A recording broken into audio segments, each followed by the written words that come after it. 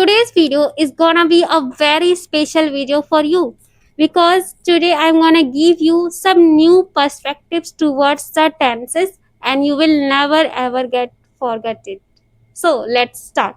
Hey everyone, this is Bharti. Welcome to my channel and it's my day 10 to be fluent in English.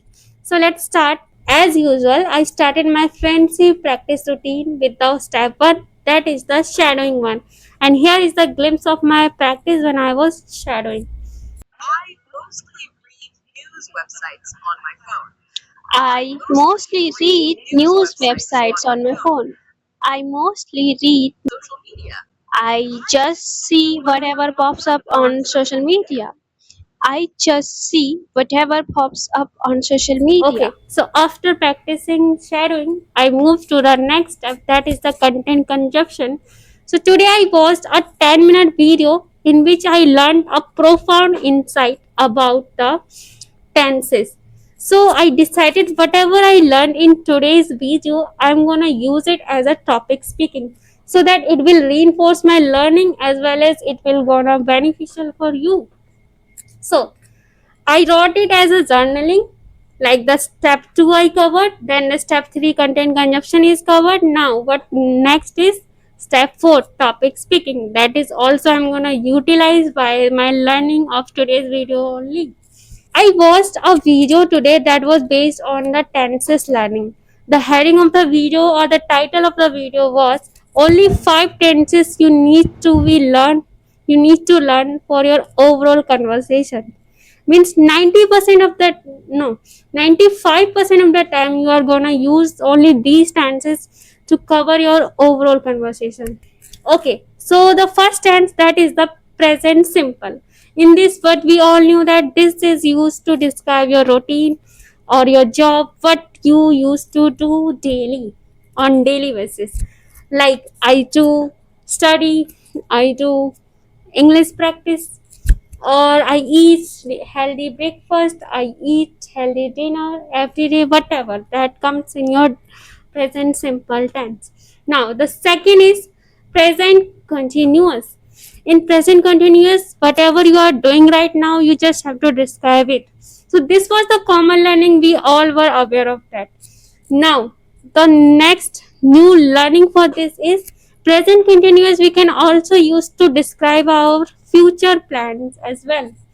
For an example, instead of saying I will watch movies tomorrow, I can use I'm going to watch movies tomorrow because it's my planned action. So here I am using present continuous. You can also use it. So this was the insight I learned today about the present continuous. Now let's move to the third tense, that is the past simple. So for that we also are aware that this tense is used to describe the past events we have already done. We used to use it second or third form. So this is also the common one. Now the fourth tense, that is the present perfect.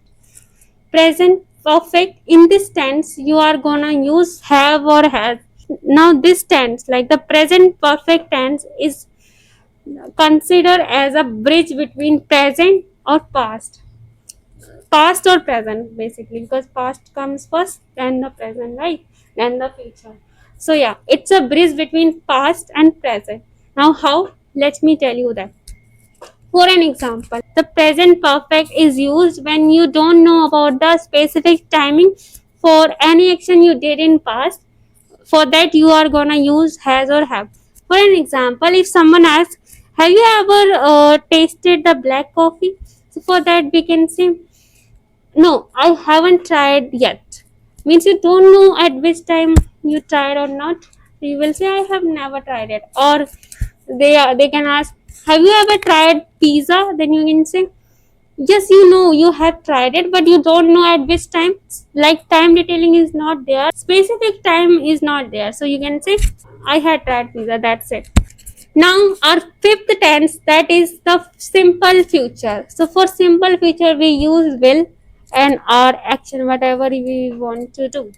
For an example, I will fly tomorrow. So like that, I have covered all the 5 tenses and the new insights, 2 insights I learned for present continuous and present perfect. So I also shared with you guys. That was all about the learning I got from today's video. Okay, now all the four steps are done. The fifth step is left, that is the paraphrasing. But today I'm not gonna take two examples. I will use only one example. Now I'm gonna use only a single sentence as a paraphrasing, and we'll try to rephrase it in two different ways. That's it. So my today's example is: a small decision can change your thinking completely. Now, first way to rephrase it: a single decision can change your perspective towards your thinking. Second way to rephrase it: a small decision can flip the switch and can change the way you think. Okay, that's all done from my side, guys. Today it was not easy to record because there were lots of distractions. It was too late, still I did. That's enough. Okay, now see you in the next video. Thanks for watching. Bye bye. Take care.